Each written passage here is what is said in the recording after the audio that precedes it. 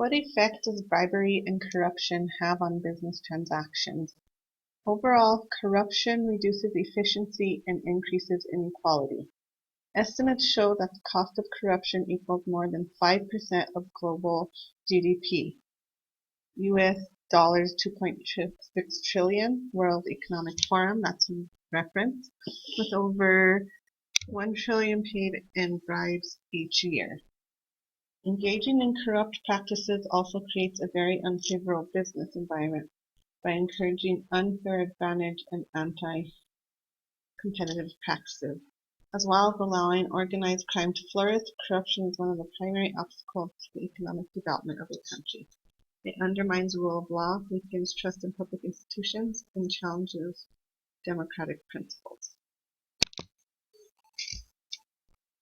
According to the book, in some parts of the world, accepting money, offering expensive gifts, or distributing payments to government and business officials to influence business decision is considered an acceptable business practice. In the United States, though, these practices are considered unethical and illegal.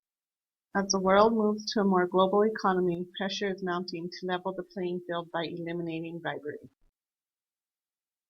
How do executives doing business on an international scale respond when a behavior that could earn them a lucrative contract in one country could earn them jail time in another?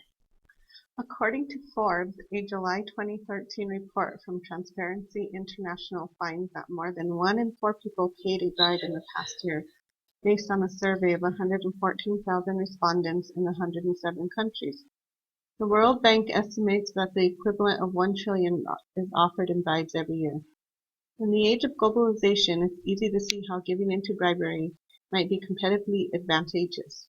In fact, research by Harvard Business School Paul M. Healy and George Serafeim found that firms that launch anti-corruption efforts grow their businesses more slowly than firms that don't, especially in regions where bribery is the expected norm. So, how do we prevent bribery from occurring?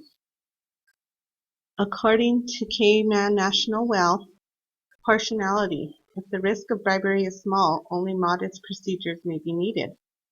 Top-level commitment. Senior managers need to make it clear throughout the business that bribery will not be tolerated, and they should be personally involved in making sure that proportionate steps are taken to prevent bribery and that adequate procedures are in place. Risk assessment. Businesses should check the markets you operate in and the people they deal with to assess the likelihood of bribery, particularly for new projects. For example, in smaller organizations, existing controls over company expenditure, accounting, and commercial or agent contracts may be sufficient procedure, perhaps supplemental by oral reminders to staff. However, what will be crucial, irrespective of the size of the organization, will be for it to be in a position to demonstrate that a proper assessment has been carried out of the risk of bribery and the adequacy of the procedures which are or will be put in place. Due diligence.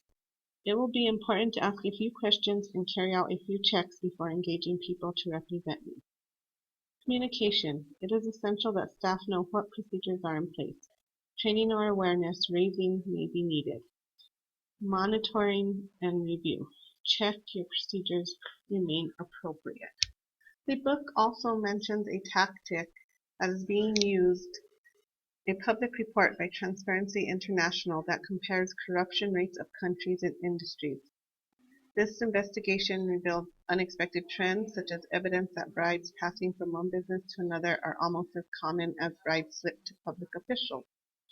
By highlighting those business sectors or countries perceived as the worst offenders, the bribery index also aims to bring about change, whether through embarrassment or economic repercussions that result when companies refuse to do business in corrupt economies.